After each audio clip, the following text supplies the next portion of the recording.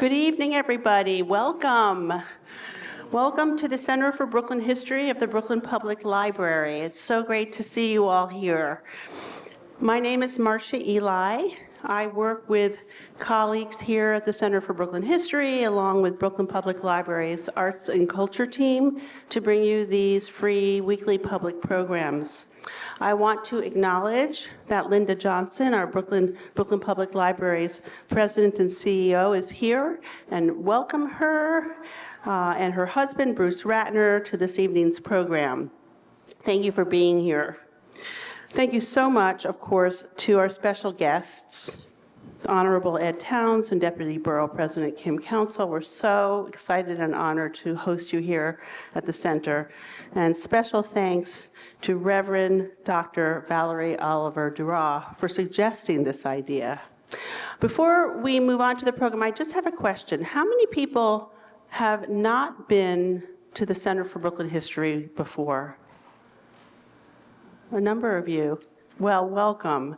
I hope that this is one of many times that you come. There's so many reasons to come.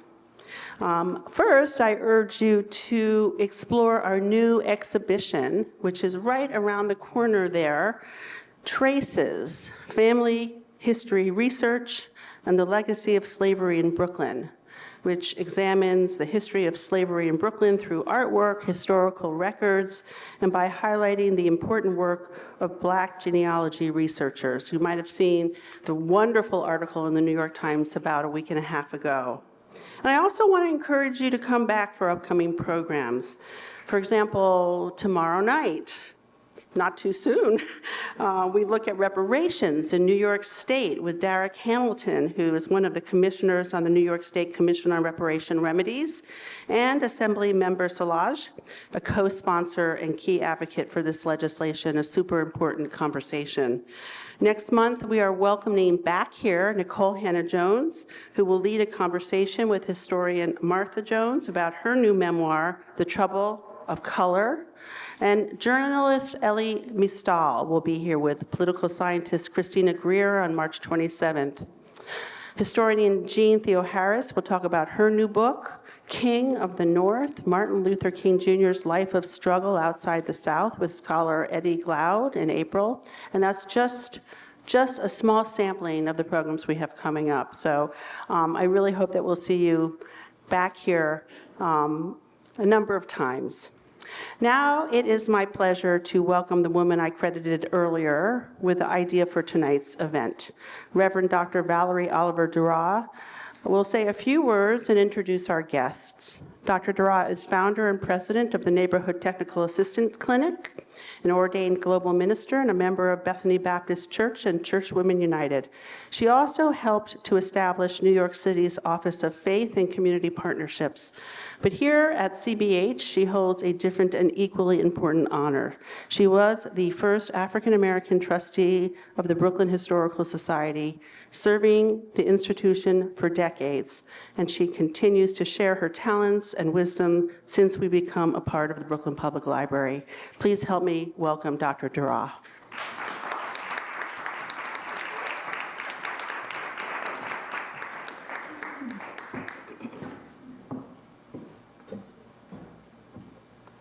Marcia said I'm going to say a few words. Well, okay.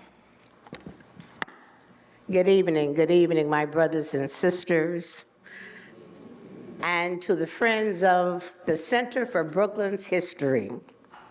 Thank you for joining us tonight as we celebrate Black History Month. And as Marcia said, as the first African American trustee of the Brooklyn Historical Society, now known as the Center for Brooklyn History, you can imagine that I have witnessed many changes over the past 40 years. And I must tell you, 40 years ago, we would not have seen a program such as this. We've come a long way in creating transformational programs that truly reflect Brooklyn's diverse residents and their contributions. And for this, I thank the board, the staff, and our funders. Tonight is a shining example of sharing the stories and journeys of Black excellence in Brooklyn. We are honored to welcome Congressman Ed Towns, the first African American Deputy Borough President of Brooklyn, and the Reverend Kimberly Council, the fifth African American woman to serve as Brooklyn's current Deputy Borough President. Let's give them a warm round of applause.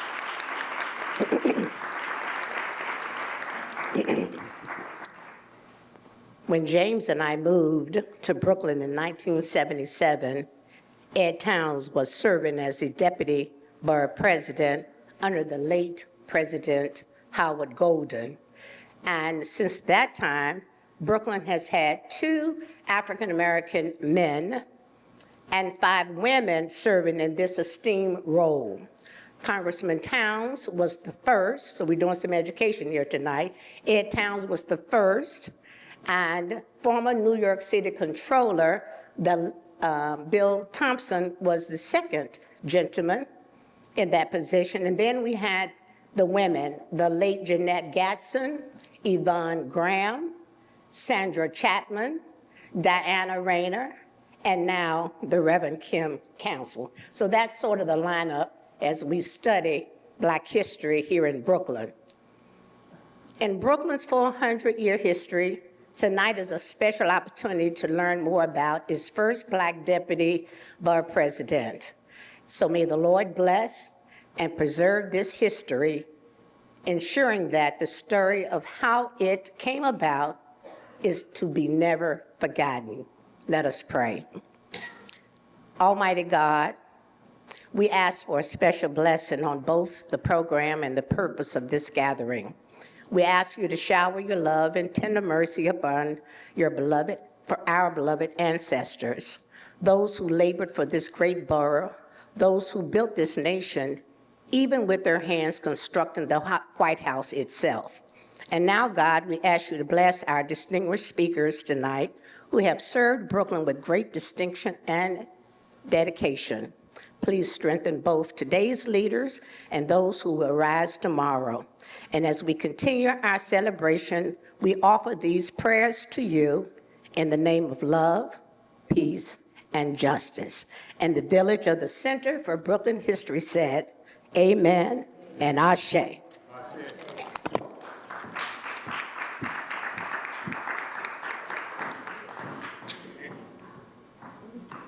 That was one part of my job. The second part of my assignment, I'm sorry about that, was to introduce the speakers for this evening. Congressman Ed Towns, please come forward, as well as Deputy Borough President Kim Council, who is going to be doing our interviewing this evening. This is a historic moment in the borough of Brooklyn. Let's enjoy the conversation.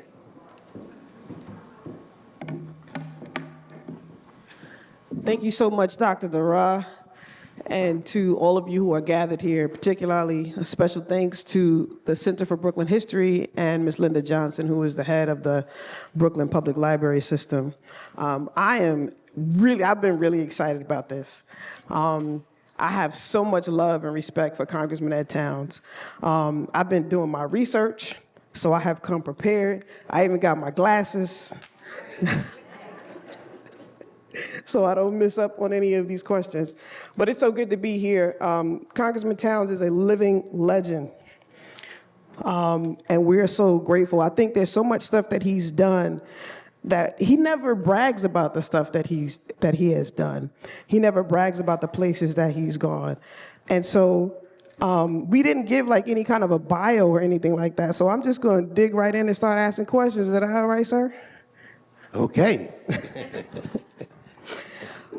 And so hopefully, as I'm asking these questions, you'll kind of get an understanding of who he is and what he's done. Let me make a couple of words before you. Yes, sir. Yes, sir. You know, and I think it's the reason I say it's important. I had an experience years ago, and I'll never forget. I was at this conference, and early in the morning, it was 8 o'clock in the morning, and we this conference, and the speaker was the dullest person. I think this man was so dull.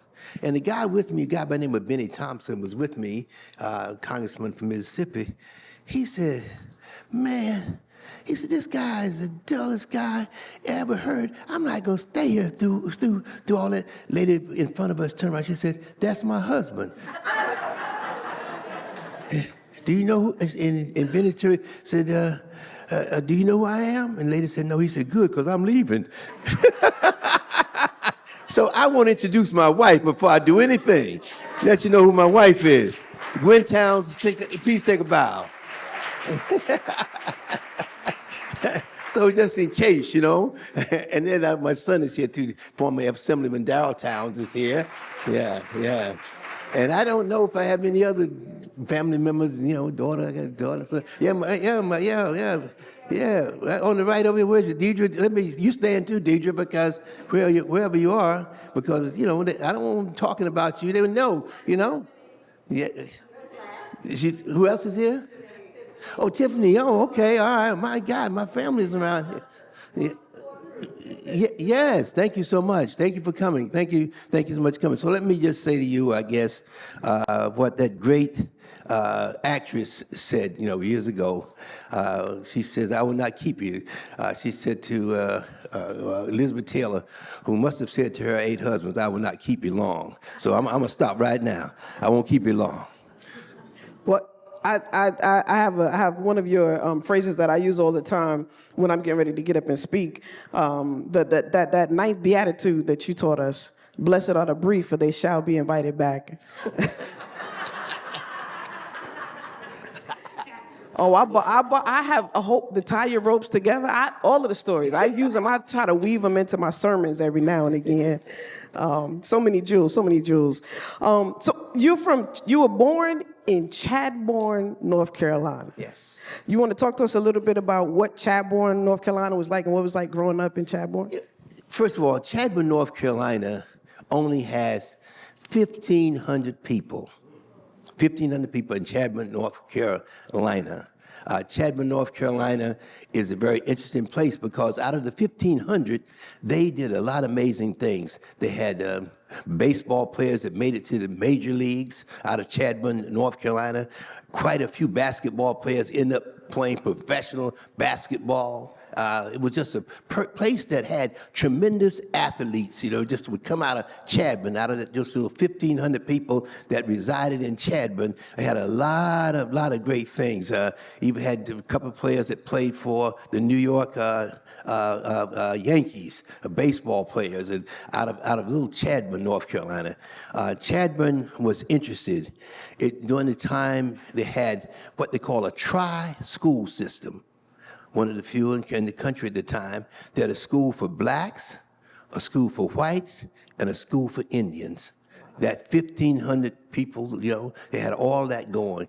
Can you imagine the administrative costs that went into a principal over here and a principal over there and a principal over there and no students here and no students there and no students there?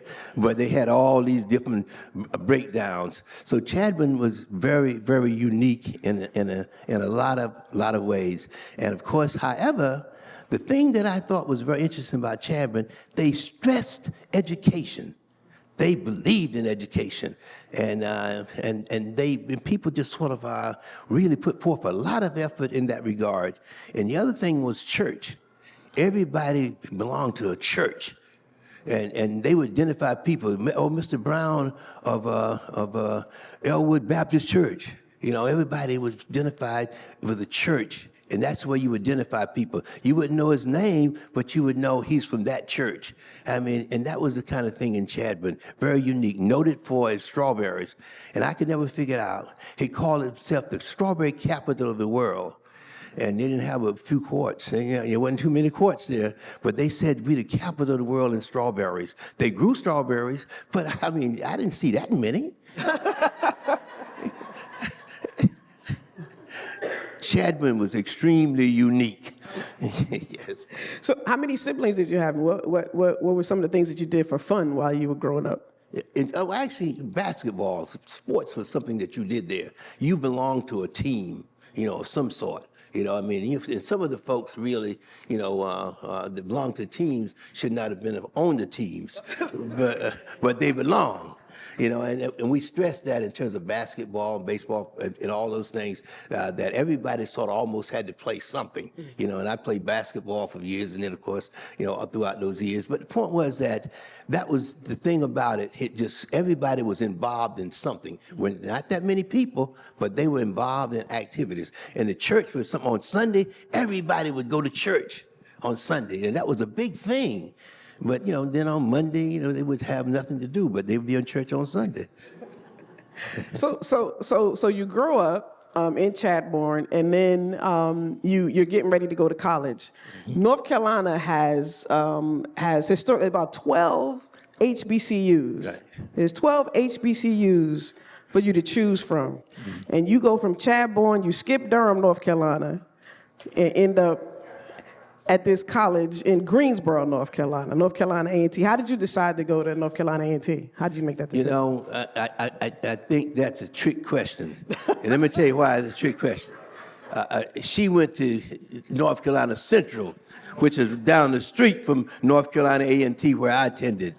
And she kept saying, you go across town. Well, that's what I said, it's a trick question. No, I went to town, and that town was Greensboro, North Carolina. And of course, the way I got there really was that I was recruited, and of course, in basketball, and that's the way I ended up there. I sort of went the back way because I was trying to go somewhere else. And that didn't work out too well. And of course, the backup was to go to North Carolina A&T University, and I ended up going there. And let me just say, A&T was great for me. Let me just say why. Not only to get a degree and all that kind of stuff, I got a wife out of North Carolina A&T University. And let me just tell you how that happened. I'm in the child line after basketball season's over and all that. Now you have to get in the regular line to get food, because basketball season, you can get food in a special place. They fix it for you. You can get as much as you want to eat. But once the season is over, then you go to the regular line. So I'm in the regular line. And I see this young lady, I jump in the line, and she said, hey, you cannot cut the line in front of me. And then I looked around, and I didn't know her, but the guy who was with me did. And he says, that lady is talking to you. In other words, what I'm saying to those folks in the room, she hit on me. I talk about Gwen Towns, and that started that. So A&T was good to me. Got a degree and a wife out of there. who also skipped Durham, North Carolina, went from Raleigh all the way to Greensboro, skipped Durham, North Carolina. Our schools have a very fierce rivalry. The rivalry is so intense that we can't play on each other's campus, but it's much love, much love. So you're at North Carolina A&T, and you meet your future wife, and then you join this organization. Yes, greatest organization in the world. I wish, I see, good. I thank you very much. I hear some Sigmas in the house. I'm a member of Phi Beta Sigma fraternity, one of the great fraternities in the world. And I belong to it, yes. And let me just say this, just in case we have some young people in the audience, I've been a member for 70 That's right, years. 70 years. Congratulations. Yes. And not only did you go to A&T, your son went to A&T, your granddaughters went to A&T, your wife went there. So it's become a family tradition. And are you not? You're still involved with? You go back down for homecoming and.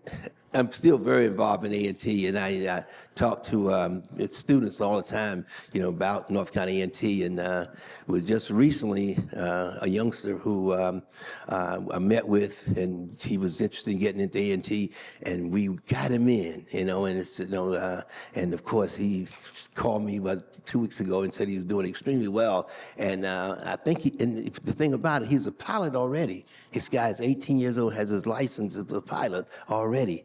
And the thing that he's majoring in, I thought was very interesting. He's majoring in agriculture. He says that his family owns a farm in Dominican Republic, and that once he gets his degree out of A&T, he's going back to Dominican Republic to take over the family farm, and that's what he's going to do. And A&T has a program there which for farmers which he has now enrolled in. So I was excited about that because I love good food. But so A&T also has a history of activism within the civil rights movement. You graduated in 1956, but you had like a lot of activists who were like, they would go in and they would sit in at the lunch counters and doing all those kinds of things. Like, was that beginning to happen while you were there, or was it? A&T was always a place that was very active, but that was before the real civil rights. Jesse Jackson and that crowd came in and got and started that. We didn't do too much demonstrating, at that time, but we were active in terms of on the campus. I was involved in government, student government, running for office and losing and running again, and running again and losing and do it. And then finally, my senior year, they allowed me to be something. Well, other than that, they didn't understand what I was saying. So what office did you hold your senior year at A&T? In the senior year, I became vice president of the student body. But however, I had, the sophomore year, I ran for president of the sophomore class and didn't make it. And then of course I had a couple other positions within the student body. But the point was that vice president, was a big deal. And the thing about the vice president, the president of the school became ill, and unfortunately he dropped out, and I became president of student body.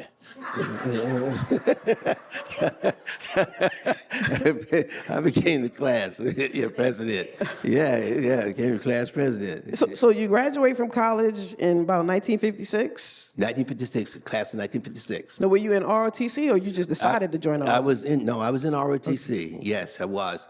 And ROTC, was actually only did 2 years in ROTC, and then after that, I dropped out.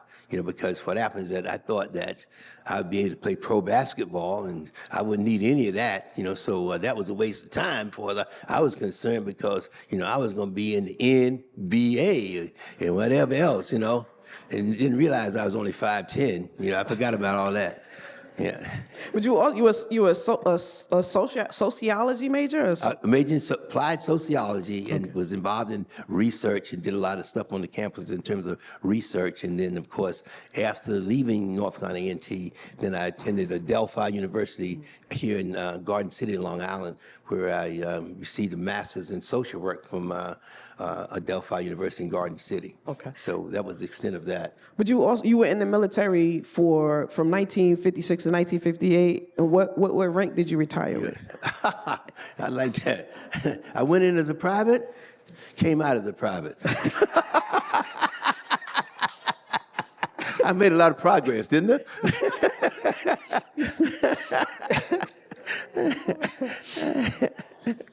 So in 1960, something significant happened in 1960 after you get out of the military. That's when I got married. That's when you got married. Yeah. Yes, sir. Yeah, I got married. Yeah. And let me just say about that. And I'm embarrassed. And I'm telling my wife, I know she's gonna be embarrassed when I tell the story. We said, all right, we're gonna get married. She said, well, what about a wedding? Money for that kind of stuff. Let's just, get married and get a car. No. So finally I convinced her. Let's get away. Let's get married, and just get married. Just go to the minister and get married. And to this day, I don't know what that man said. He said, $10. We still don't know. She looked at me and I looked at her, but 63 years later, whatever it was, must have worked. I think it worked. We still there. So did you get married in North Carolina? No, I actually got married in New Jersey. Now, I don't know why. I guess I got married in New Jersey because I heard it was easier to get a divorce if you married in Jersey and you lived in New York. I was thinking, a little stupid, but thinking. So when did you decide to come across the water and to New York? No, actually, I was living in New York. Okay. And went to New Jersey to get married. I convinced her. To get married. And, she was not too much for it, but we went across the bridge and we got married. And, of course, I had 2 witnesses and stuff. I was prepared. And then I had my $10 for that preacher. And $10 for the preacher, you know, and we were ready. Now, how did you end up coming from North Carolina to New York? Was it? Actually, what happened was that after basketball season, and you know, I got to be, you know, friendly with two guys and that lived in the city here, and then I was getting out of there, separated from the army. I was in New Jersey, Fort Dix, New Jersey, and at the time I was living in Niagara Falls, New York. My family had moved to Niagara Falls. My grandmother and everybody was in Niagara Falls, New York. So I was on my way back to Niagara Falls, New York, in my car, and I stopped here to visit with two of my friends, and they said, you know, why don't you go back for the coldest place in the nation? Why would you do that? Why don't you just stay here? You know, you get a job and you can stay here in Brooklyn, and you know, why are you going to go back up there? So I said, hey, you're making sense. So I stayed, and plus the fact that I had to stay because the car broke down. And I had to get the car fixed, and I had to work to get the money to get the car fixed. So I just stayed. And then, of course, I had lost contact with Gwen, my wife, who I'd met on the college campus. And I had lost contact, or got gone in the military. And then, of course, they had a big boat ride, you know, called the Omega boat ride. I don't know why I want to go to Omega boat ride, you know, but anyway, it was Omega boat ride. So I go to that and didn't even have a ticket. But I went down there, man. I was just, you know, had my Sigma stuff on and went down there to the boat ride. And then I said, they said, no, no tickets. So it's a sellout. Can't get a ticket. So now I can't get a ticket, you know. So all right. So I left. And I said, I'll come back, you know, when the boat come back in. And the fifth person I saw getting off that boat was Gwen, now Towns. She was Forbes at the time, but immediately after that came Towns. Yeah, I saw her getting off the boat. And then, of course, you know, I'm going over to talk to her, and she really appeared that she was not interested in talking to me. You know, because I had not been in touch the way you're supposed to be in touch, you know, and that kind of thing. So, in the meantime, you know, I asked her for a number, and no, I'm not giving you no number. So I had to do a little research, and I did some serious research, and I did some real research. And then, you know, I located her, and God knows, here she is. Yeah. Nice. Yeah, that boat ride still was all right, you know, even though I couldn't get on it. Yeah.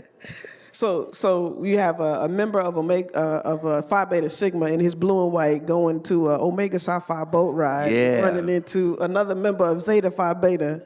So y'all was sticking together. Yeah, that was really weird. You know, going to Sigma, going to an Omega boat ride with a Sigma outfit on. That was not nice. So you get married. You move to East New York, East New York section of Brooklyn. Mm-hmm. You're a social worker. You're a teacher. Mrs. Towns is teaching. How did you get involved in politics? Actually, there's a guy by the name of Charlie Edmonds. His brother was a lawyer in Manhattan by the name of John Edmonds, who also was part owner of the Amsterdam News. And his son was really, you know, his brother was very active in the community. And I met him, and he said, I want you to meet my brother. So I met his brother, John. John was a huge guy, you know, big guy. And of course, after I met John, just talking to John put me in the Amsterdam News, you know, and I'm just meeting him and talking to him and all that. And so Charlie also said, look, you know, we need to get more involved in politics.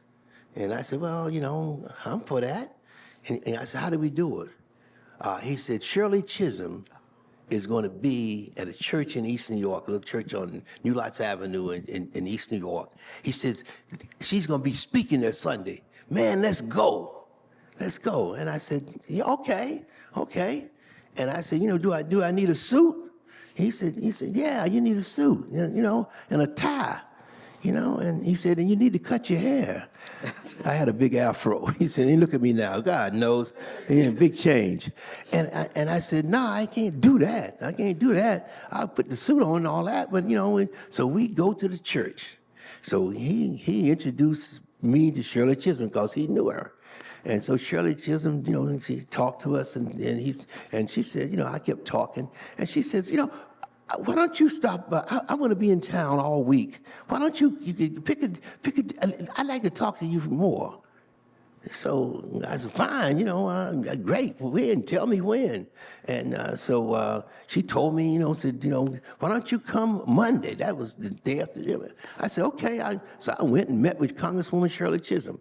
And she said, you need to really be involved in the community. And she started talking to me about the kind of things that you can do and about papers and, writing papers for her and doing things. And then she also said, well, would you like to join my staff? I said, no, I can't do that. I just got this job, civil service, and I know I can't do that. She said, well, think about it. So I said, no, I can't do that. I'll help you, but I can't leave my job. I'm in civil service. So in the meantime, she kept talking to me and I kept talking to her, and we became very close friends. And then this went on for years, and then all of a sudden, now she's been in Congress like 14 years, and she's in Norman, Oklahoma, and she calls me. She said, because we're friends now, we talk all the time, and she'd come by the house, and we okay now, and good. So she said, called me, and she said, I'm giving it up. I'm giving this thing up. I'm sick and tired of being knocked around, talked about, and I'm just, I said, Shirley, calm down. Look, Shirley, you cannot give it up. Look at the history. I said, you're the first black woman to serve in the United States House of Representatives. Shirley, you first woman to serve first black person to serve on the Rules Committee. Shirley, you cannot at this point in time to give it up. Shirley, the women's movement. I said, you're providing leadership in that. You can. She said, look, you be quiet. Shut up.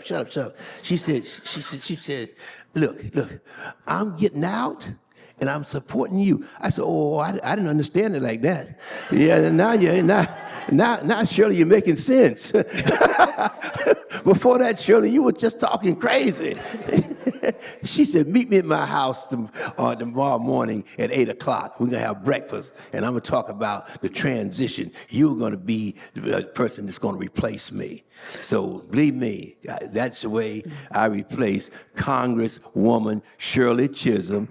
Yes, and I stayed there for 30 years. After that, Hakeem Jeffries replaced me, and he's still there doing a fantastic job. And I thank God for him every day, because the fact that between Hakeem Jeffries, Ed Towns, and Shirley Chisholm, we've kept that district for 60 years. But before you went to Congress, you was the deputy borough president. Yes. So how did that whole come about, serving as the first deputy borough president of Brooklyn? Well, it was a big push, for the fact that there was no minority in the borough president's office or any position. And so people start talking and organizing and all that. So a guy by the name of Sebastian Leone was the borough president of Brooklyn at the time. So Sebastian Leone appointed me as executive assistant to the borough president. And then after Sebastian left, Howie Golden came in, and Howie Golden made me the deputy borough president of Brooklyn. So that's the way that happened. Howie Golden was the most interesting person, and I'm sure that that some people in the room here remember. I know Bruce Ratner definitely remembers. Howie was the most interesting person I think I've ever worked with and worked for. He had no in between. He either liked you or he didn't like you. He either liked you or he hated you. He had no in between, but he did so much for the borough of Brooklyn because he had a lot of people that he liked and a lot of people liked him, but there was a big group out there that he had no dealings with them at all because he didn't like them, and he would let you know he didn't like you. And that was not one day, that was every day that he was president of the borough of Brooklyn. Good man, I loved him quite a bit. He really helped me a whole lot in so many ways. Howie Golden is very special.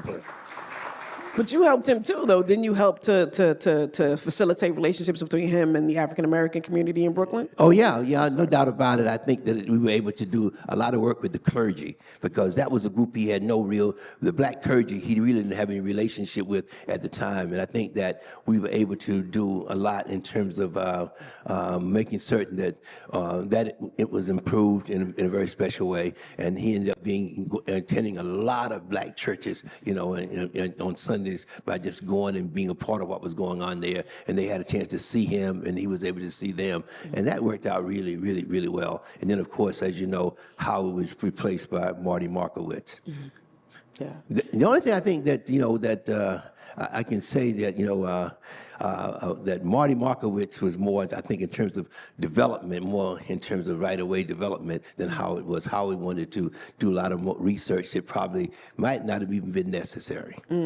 So I haven't had, there's a whole bunch of questions that I have. I have like about 2 pages worth of questions. I don't know if we're going to get As long as you didn't talk to Gwen to get any these questions from her.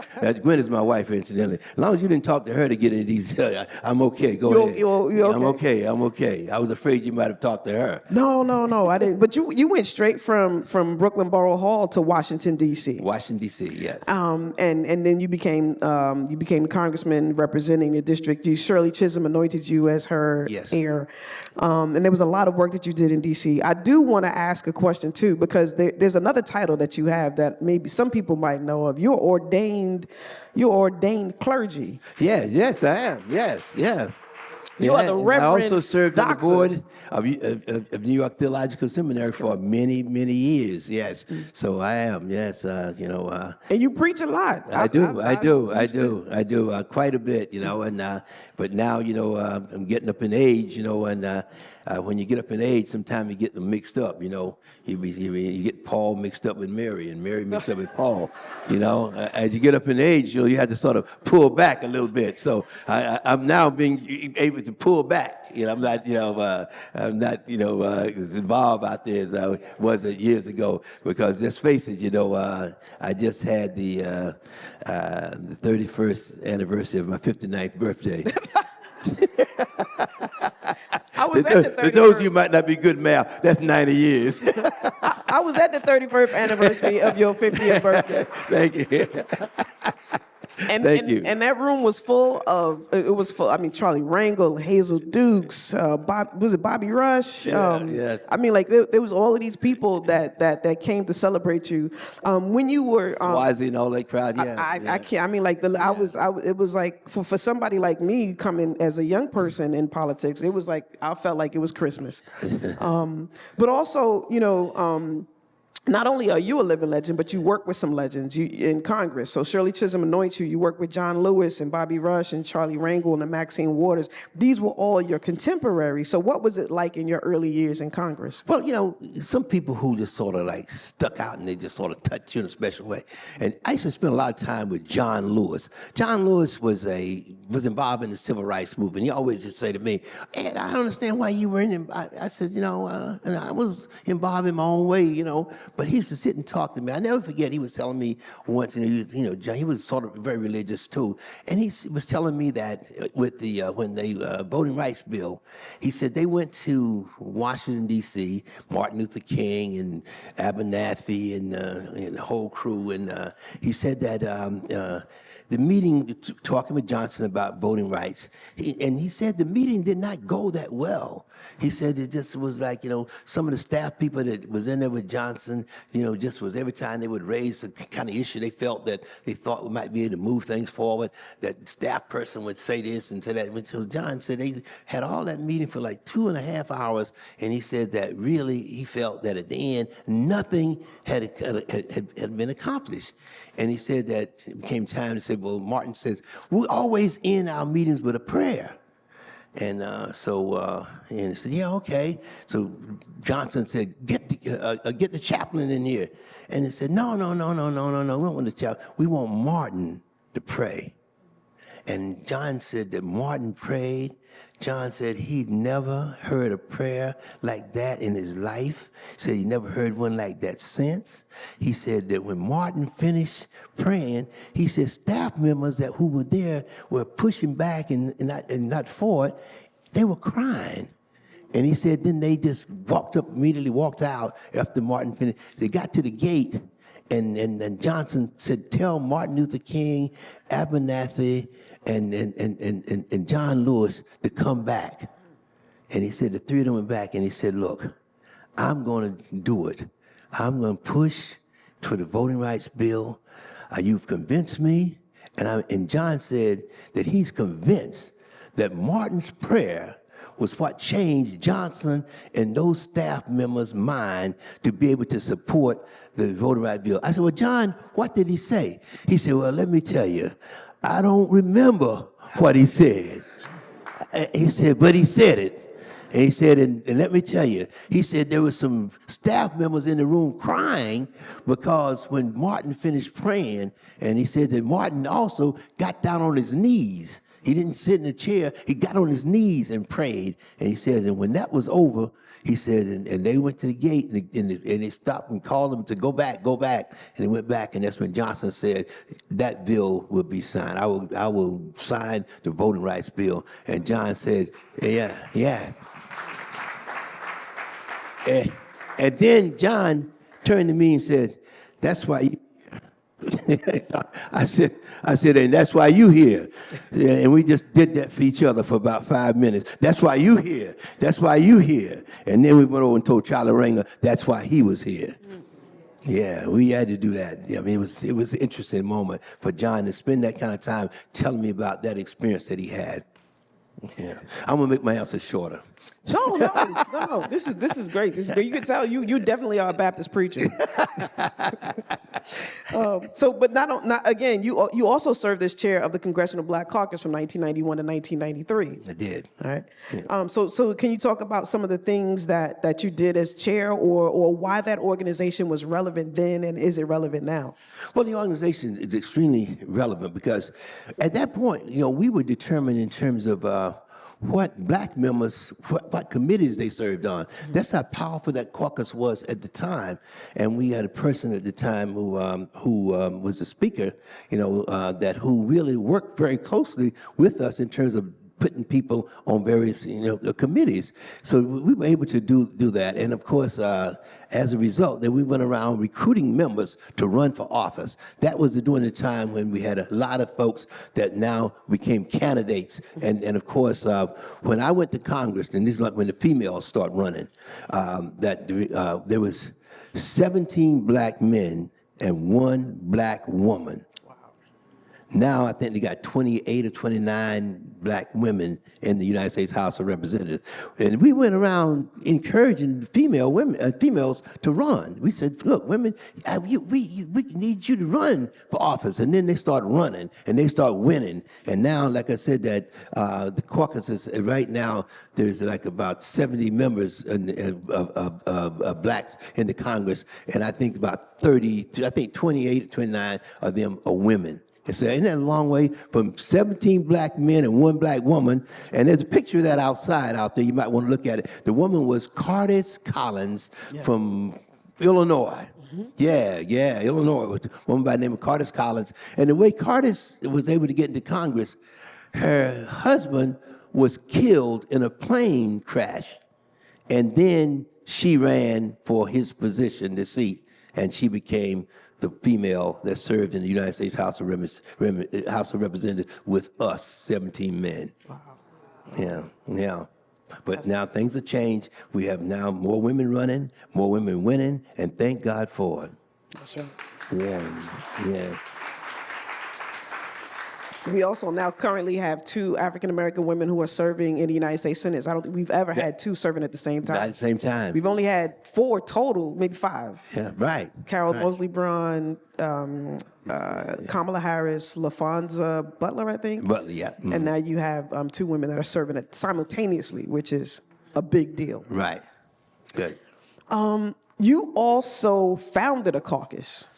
Yes. I founded the, you did a lot of research. I'm a librarian. Yeah.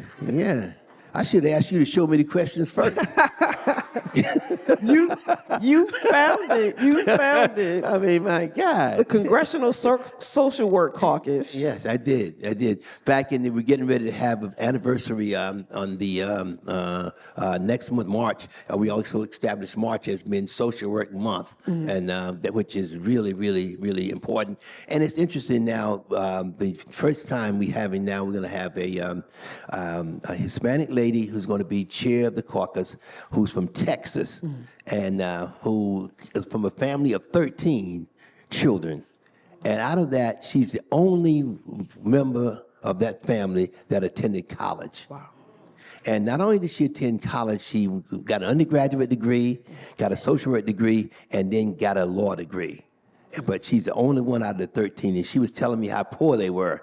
And when she started telling me how poor she was, I was going to tell her how poor I was. And then when she told me how poor she was, I said, I ain't going to tell you how poor I was, because your poor seemed to be a little poorer than mine. So I left it alone. But not only did you found the Congressional Social Work Caucus, but they started the Congressional Research Institute for Social Work and Policy, which is CRISP. It was created in 2012 as a 501c4 nonprofit to make sure that your work would live on if there was ever an administration that wanted to get rid of the caucus. Yeah, definitely, and that's been really worked fine. Barbara Lee held it for quite some time as the chair of it, of course, and did a good job, with it. Now Barbara Lee's leaving the Congress, and that's when I was indicated in terms of how we had to make the transition, But the point is that it is something that is very strong, talked about a lot, on the Hill, and believe me, today more than ever, we need in many kind of caucuses that deals with social issues and social problems as we can find. And believe me, I think that is so important, and that I'm just hoping that we can continue to move it forward, and I'm sure it will, because the staff seem to be very excited about it as well. So it's a good moment. This is like legendary work here, sir. Now, also, there's one more thing I want to talk about while you were in Congress. So, like right now, we have this organization called DOGE, right? And we know that there's also the General Accountability Office, the GAO. But you chaired this committee. It was called the Oversight Committee. Can you talk to me a little bit? Yeah. And weren't you the first African American? First African American to chair. Yes. Yes, sir. I just find it very strange that a person is not elected to anything, not on the staff of anything, but can be in the White House with a cap on, with his baby holding in his arms, and the President of the United States sitting there, and this person is calling the shots. And he's not elected to anything. Nobody, I don't understand that. And the other thing I don't like about it is that he has all these contracts with the government. Right. It's conflict of interest. And I think if there's ever been a conflict of interest, that has to be one. I mean, how are you going to have a contract with the government, and at the same time you dictating in terms of who gets what and what gets who? Has unfettered access to all kinds of information. Yeah. And I think that that's, to me, is something that I think the Oversight Committee is going to have to deal with. And I think they need to deal with it very quickly, because I think there's something unethical. And I'm not, concerned about some people making money and all that, but I don't think that you have to do that to be the first trillionaire in the history of this country. I think you can do it right and accomplish your goals, But the point is that for him to have all those contracts with the government, and to be in the government with the contracts with the government, determined in terms of how much he gets, out of the contract with the government, I don't know, but somewhere along the line, that seems to me to be a conflict. Yeah. So the Oversight Committee is going to have to do some serious work, and it's not going to be easy. I mean, they're going to have to challenge it, and there's going to be, and I think that sometimes pushback, and takes a little while for it to come. But the point is that I think they need to push back now. I mean, now the pushback. So I'm hoping that the Oversight Committee will do that, because the Oversight Committee has jurisdiction over all government agencies. Exactly. You can go look into anything and everything if you chair the Oversight Committee. That's a powerful committee. I remember I had it one time. That's right. And they did an oil painting. Your oil painting sits in the chamber, does it not? Yeah. You know, that's a pretty good position. Yes, sir. Yeah. So I'm not going to be able to get to all of my other questions. I'm sorry, Mrs. Towns. No. but we're going to open it up for Q&A to the audience. Now, if you guys have questions, you can ask these questions at this time. If not, I'll get back to my questions that I have. Yeah, very good. Yes.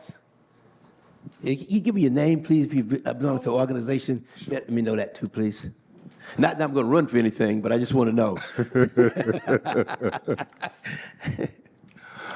Good evening to you both, Reverend Clergy. My whole full name is Dallas Lee Bell. I come from the Steel City of Pittsburgh, Pennsylvania, and I followed the late, great Derek Albert Bell away from the Three Rivers and onto the world stage. Congressman Emeritus Towns, there was Edward Brooke, a black Republican, Arthur Fletcher, a black Republican, and Samuel Pierce, another black Republican. Right. Those men, among others, fought for us on the other side of the aisle. Where in 2025 are black Republicans that fight for black people?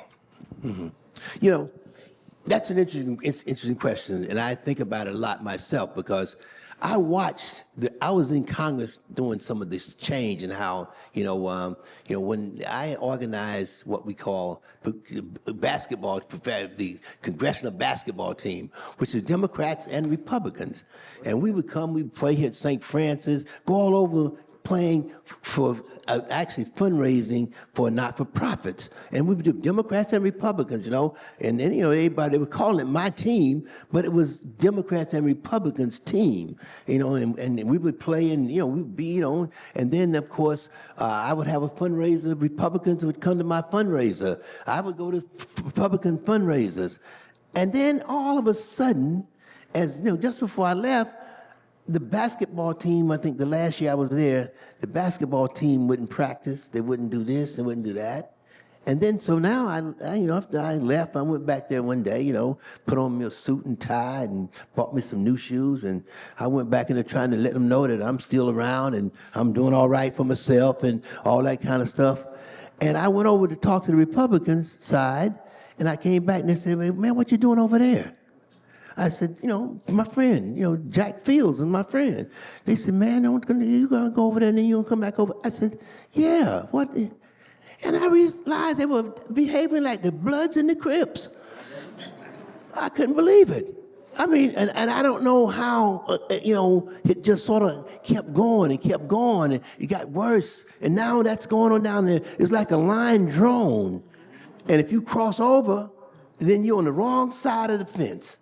And I never thought it would be that way, because during my years of down there, we would work together, Democrats and Republicans. I remember, the Student Athletes' Rights Bill. I mean, how Republicans, hey, Ed, I'm with you on that legislation, because what we found out, that young people were being taken advantage of at the time, these athletic programs, that there was one college at the time had over 13 years had not graduated one basketball player. In 13 years, they've been in the national championship and all kinds of stuff, but they were exploiting. It was a situation where these youngsters were not really getting an education, and they were not graduating. And Republicans came to me and they says, "We on your legislation. We want this. You're right." And the legislation, basically, all it was doing was saying to the guidance counselors, the parents, and to the student himself, that this is the graduation rate at this university of the sport that you're going into. In other words, in the body of the letter, you had to have that saying that we'd be delighted to offer you a scholarship, but only 10% of the players get a degree. or 50% get a degree, or nobody gets a degree. But we'd allowed to offer you a scholarship. At least they had this information for the guidance counselors, the parents, and people in the decision-making process to know, so the person that's going to the school. Well, the Republicans were supporting me. They were like, Ed, this is great legislation. But now, if you put up a bill, without even reading it, they're against it. If the Democrats put up one, the Republicans are against it. And if the Republicans put up one, the Democrats are against it. I know in many instances they don't even read the legislation. They just know that I'm against it. And I think that that's not good. If you can't get good legislation that way, you need to be able to talk, have dialogue, negotiate, and then come forward, because people need help. And I think you're referring to the Student Right to Know Act, that Student Right to Know Yes. Act that you were talking about, that was a bipartisan piece of legislation that you worked on. Yes. Yeah, Bill Bradley was on it. Tom McMillan. These are all guys who played professional basketball, and of course they were all on that legislation. Bill Bradley and I really, I carried on the House side. Bill Bradley carried on the Senate side, and we were able to work together on it. And Republicans, were on it. In fact, some of the Republicans, a couple of them still there, and I don't know what happened to them along the way. But I guess when you within a setting where everybody is sort of saying don't do this and don't do that, I guess they sort of fell into that pattern as well. And it's unfortunate because we need people to talk to each other, to work together, and and I think that's great. Yeah. I agree. I think we can all agree that the Republican Party of those men no longer exists. And I think that when you were talking about the 1965 Voting Rights Act that Lyndon Baines Johnson signed, after he signed that bill, it was a Strom Thurmond and his ilk formed the Dixiecrats, and they split in the Democratic Party. And then the Republican Party adapted a new Southern strategy and welcomed those people into their party. And we saw when Barack Obama became the president, they split and they formed the Tea Party. So these things are cyclical. These things continue to happen. It's unfortunate. There are some people who are, reasonable and who we can work with. We saw just recently a Trump-appointed acting U.S. attorney stepped away from her position because she saw what was happening in the city and she thought that it was not right. So there are some reasonable people. Unfortunately, they don't seem to be in Washington, D.C. right now. Any more questions from the? Yes. No, she's taking the mic. Yes, good evening. My question is, You're supposed to stand up. You're supposed to tell us your name. You're supposed to tell us where you're from. Let us.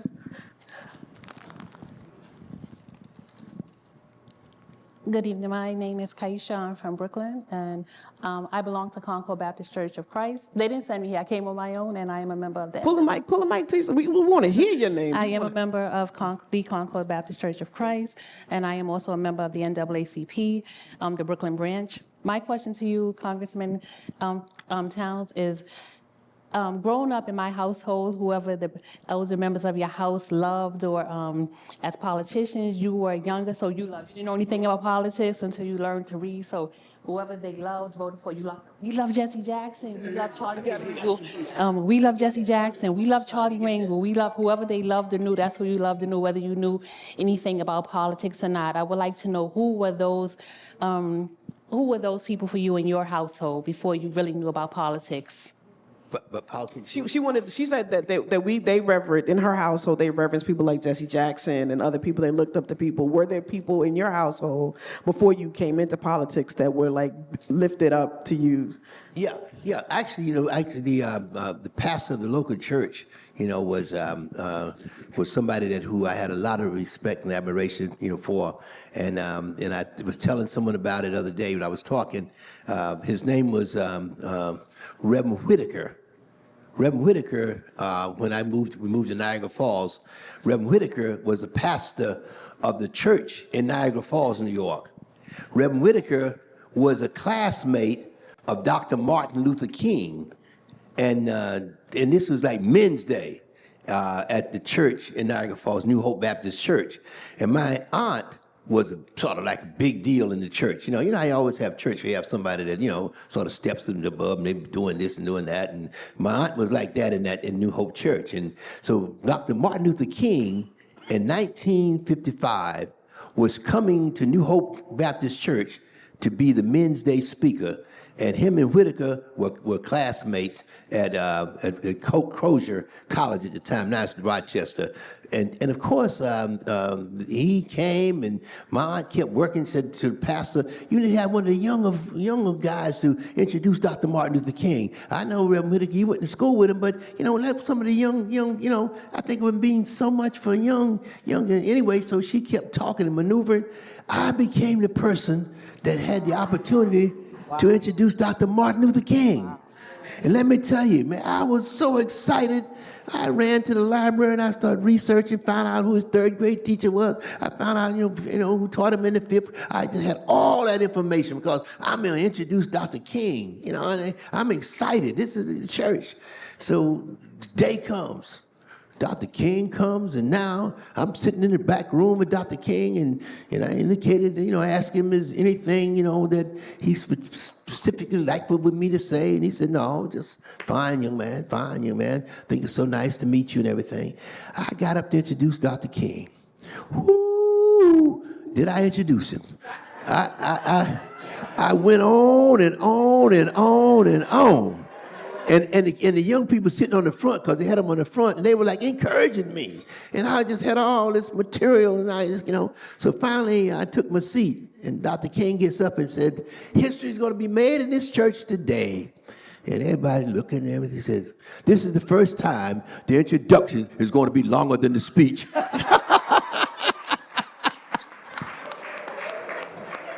And the same folks that was encouraging me now laughing at me.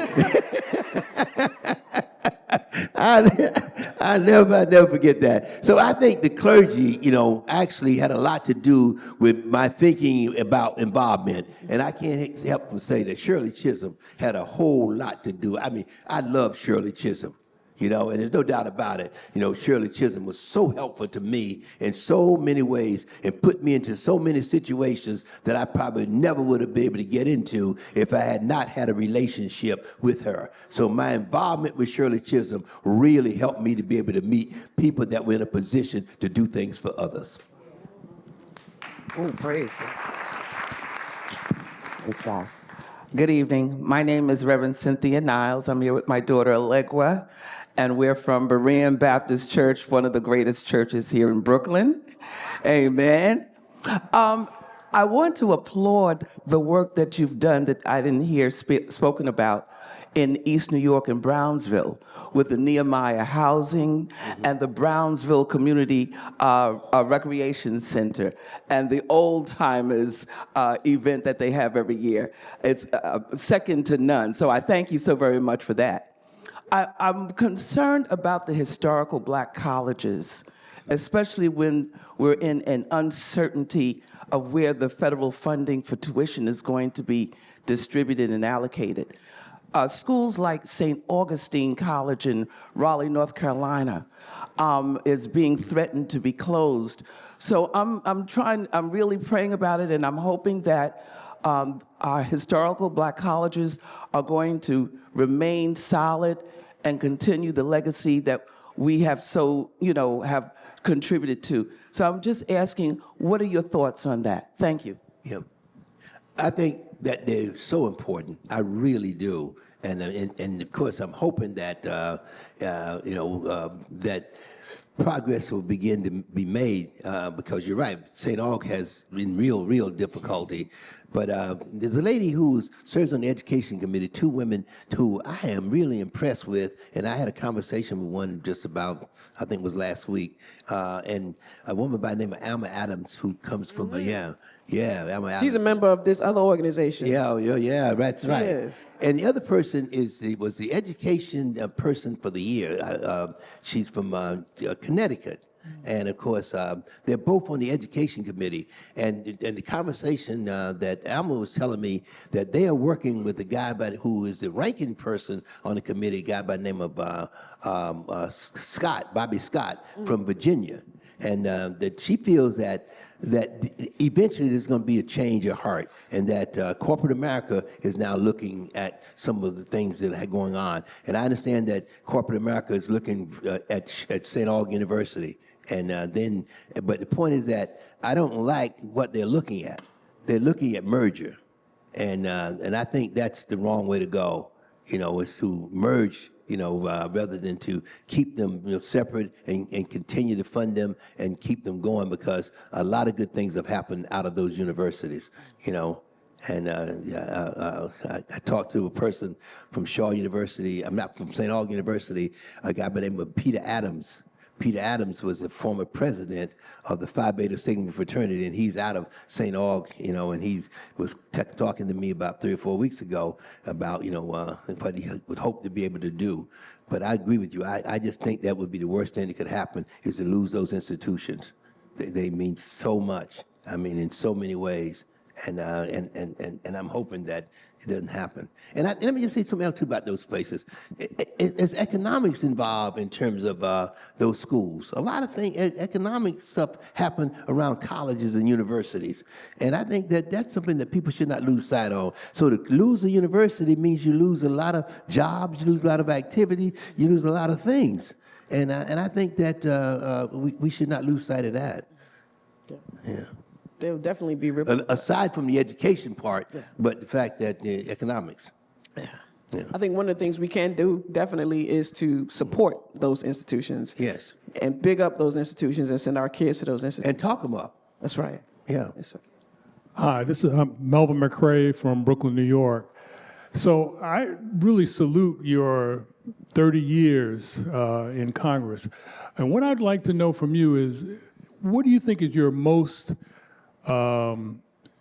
your biggest contributions, both as a congressman and when you were deputy borough president? What do you think you contributed to that's most significant in your mind?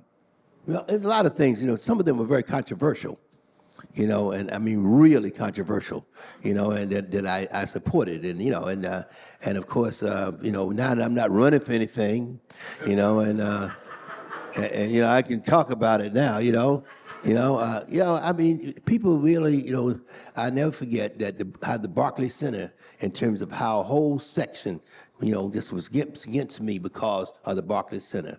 And I never forget that. And I was saying that this was job opportunities and all of that and what would come out of it. And I was talking earlier today, and I was saying in terms of the fact that I never forget a community meeting where there's a gentleman who, this man was mad. The kind of things he said to me in that meeting, he was mad. And not only was he mad, I think he had a difficult way of expressing himself. The kind of language he was using. He was mad.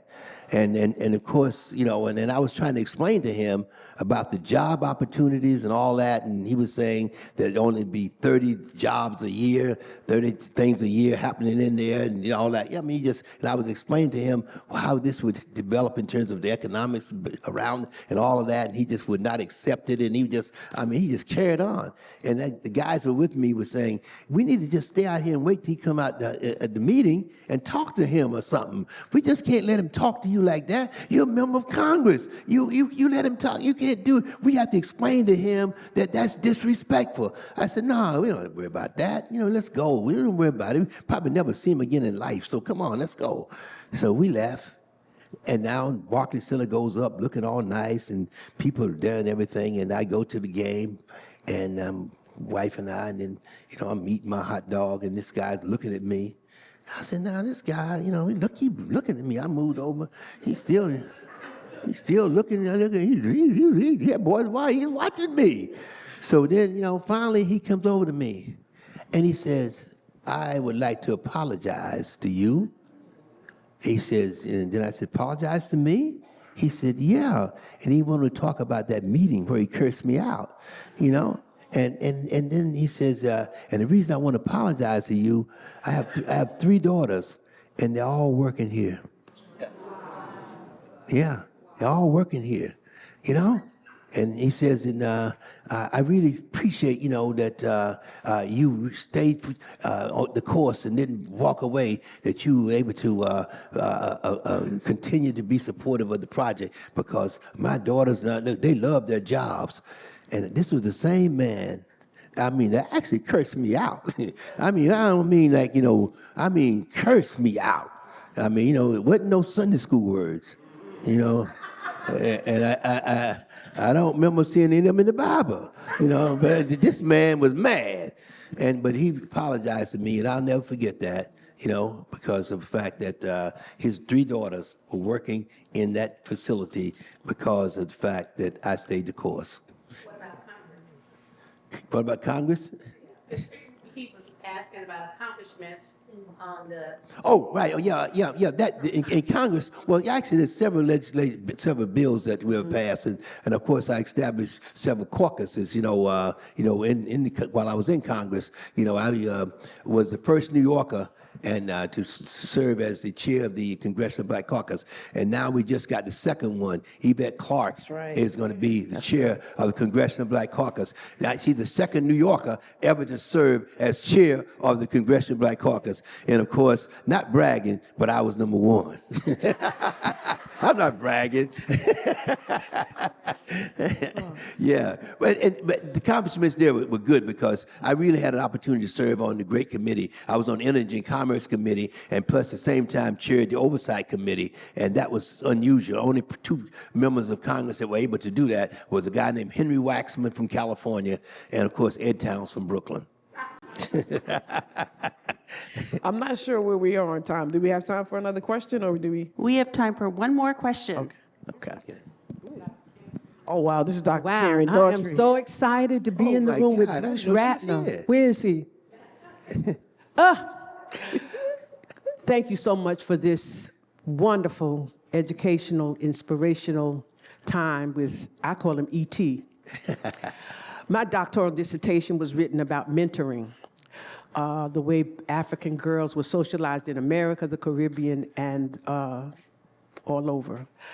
And what I wanted to say is that E.T., Ed Towns, is not going to talk about, well, he talked about his relationship with Shirley Chisholm, but he's not going to talk about, which is tooting his own horn, the mentorship that he has done across all of the congressional, neighborhood, community work. And I'm speaking from experience. The Kimi Washingtons in your Washington office. Yes. The Brenda Pillars Oh my God. in your Washington office. My daughter, Leah Daughtry, who came out of Dartmouth College. I'm about to cry because I'll tell you right now, it's amazing that when Leah came out of Dartmouth, E.T. took her into his office as an intern. She had no credit. He hired her as a legislative assistant, signed for her to get an apartment so she could live in Brooklyn. She never came home to New Jersey. She went to Washington, and E.T. got her an apartment, helped her move in, and that's where she stayed, and she got her footing in the political arena because this man served as a mentor, and not just Leah. When they had a party for him, all the children that came from everywhere came around because this man had poured into their lives as a mentor. So and I'm not going to toot my daughter's horn, but look her up on Facebook. Look her up, Leah Daughtry. She just took a picture with Biden before he left out. She just was the one that helped to get Marcus Mosiah Garvey a pardon posthumously. So lots of things have happened, but this man is an icon. He is a hero. He has been a starter for people, and you never hear, I'm sitting here, I'm saying, when is he going to tell it? Yeah. When is he going to talk about what all he has done for, my question then is, what did you do, and I'm sure Gwen has something to do with it, Miss Gwen Forbes over there, I know that's her maiden name. What did you do, or what did you all do, and it's evidenced in your own family, your own children. What did you do, and what is the spirit from within that causes somebody like you to want to look back and to grab our children? Our children are lost. I direct an early childhood center, and the parents can't even have a 20-minute interview unless the children got the tablet. Our children are lost, but we gotta find a way for people to get the spirit of an Ed Towns to reach back and mentor our children Because that's who's going to be leading us later. And my mother used to say, I might be dead and in the ground. We might be dead and in the ground, but guess what? Can you just talk to us about what was it inside of you that made you reach back for those people whose names I mentioned? That caused you to say, I'm going to give this one a chance. They don't look like much, but I'm going to give them a chance, and I'm going to correct them and nurture them and talk to them so that they can be on the right path. Can you just give us, so some of us in here that have achieved, that can not just focus on what we're doing, but grab a young person and say, come on, let's go. Well, thank you very much. And I really, really appreciate your kind words. But before I answer your question, though, a lot of those young people have just done so many great things. I mean, and the thing I like about it, they never forget me. And the older I get, the more they seem to think about me. And the things they do, like she mentioned her daughter. Some of you might not know, but her daughter chaired the convention with Obama, the convention. Those two, she chaired them. That young lady that she was talking about that came out of college and came into our office, and the DNC. I mean, let's talk about it. I mean, with the DNC, if you want to get anything done and get it done right, you need to talk to Leah Daughtry. Leah Daughtry, yes. I mean, and I can go on and on down the list. They encourage me, and in so many different ways. And I think the thing I've said to them along the way, when something is in your way, that means you're on your way. If you're not going anywhere, nothing will ever be in your way. And yeah, go ahead. And those young people, who I've had the opportunity to work with, I mean, how they really give back. And they encourage me to continue to work with them. And they have gone on to big and better things. I mean, my wife, the mail person threw the mail on the ground. And the guy that was number 2 in the postal service was a guy that worked in my office. My wife came back with a wet letter and said, I'm calling Ron. I said, baby, you don't call Ron for that. You call the local post office. No, Ron is number 2. I'm gonna call Ron. I said, no, don't call Ron. But those are folks who've gotten into high, levels, and many of them become elected officials. They serve, like Nydia Velasquez, who served in my office and worked in the office and ended up, now she's in Congress, but the thing I like about it, they're all basically still in touch. I like that. I mean, they did not forget, in terms of, so I think that that is just so important to give back to others. And that when you do that, you're amazed at how much they'll do and what they'll give back to you. And I tell you, some of those young people that I've been able to work along with, and they came in there to be in the positions that they're in now, is unbelievable. And a lot of them, all over the country, Including your son. Yeah, my son too. Who served. I give Gwen credit for that. All right. I give credit. I had my arm twisted for one more brief comment. Okay. Peter Williams. Oh my God, there's another one. How's your work as a social worker influenced your work in politics and mentorship? So your work as a social worker, how does it influence in your work in politics, and then also your mentorship? And I say the mentorship because you mentored me, and as a social worker, you took care of me because my mother was very ill, and I worked for you while I was going to grad school. You made sure I came home almost every weekend to take care of my mother. And that's the social work in you, right? Right. So it's influenced your politics and your mentorships. Can you talk about your social work background and how it influenced you? Right. Actually, I think I can do it very quickly. If I can help somebody, then my living is not in vain. That has been, and God has placed me in a lot of areas that we're in, I've been able to do things, in a lot of ways. And a lot of, and a lot of people helped me along the way too. And I believe in giving back. I do believe in that. And that's basically it, Peter. And so good to see you. And yeah, you Peter was the one that came through too.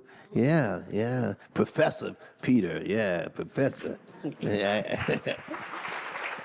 Professor Peter Williams. Yes. This short period of time was not enough time to be able to go into depth and to really unpack all of the accomplishments and all of the great things that Congressman Adolphus Towns has done in his life.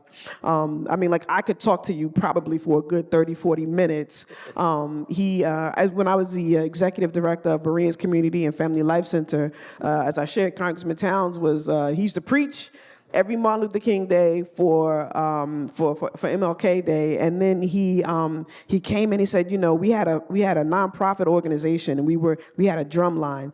He helped the former executive director get a $250,000 grant to create the community drum line, Way to Go Kids, and all kinds of programs.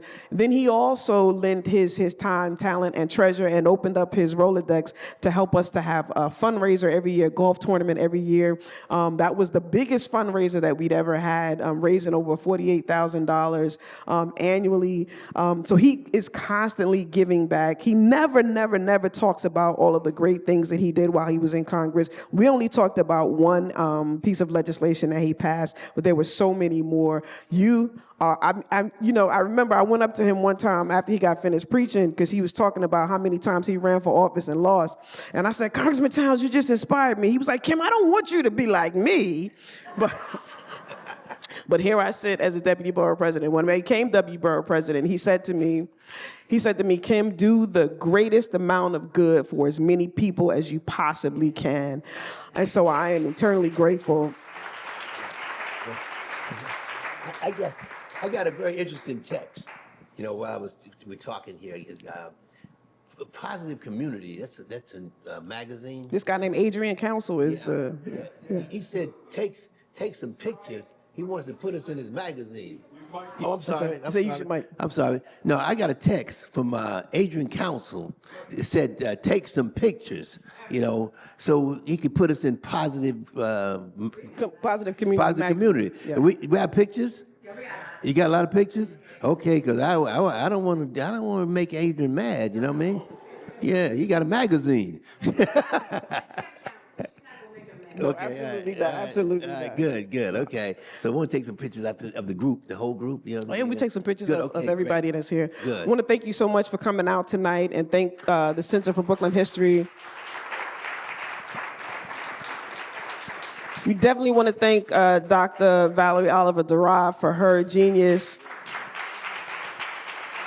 We are incredibly grateful to the Congressman Adolphus Towns for all that he has done in our community. And before you leave, now I haven't given a benediction. We have someone who's very special who wants to close us out with a special selection. Her name is Carla Stewart. Carla Stewart, come on and sing us out. While she's coming, I'd like to introduce Dara Towns. Would you come up, and the daughter, Deidre, Gwen, Mrs. Towns. come up on the stage. We want everyone to see the family of Congressman Towns.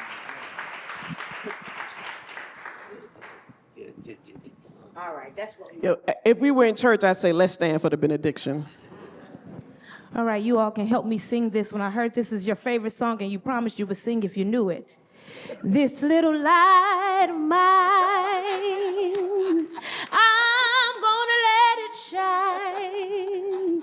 This little light of mine, I'm gonna let it shine.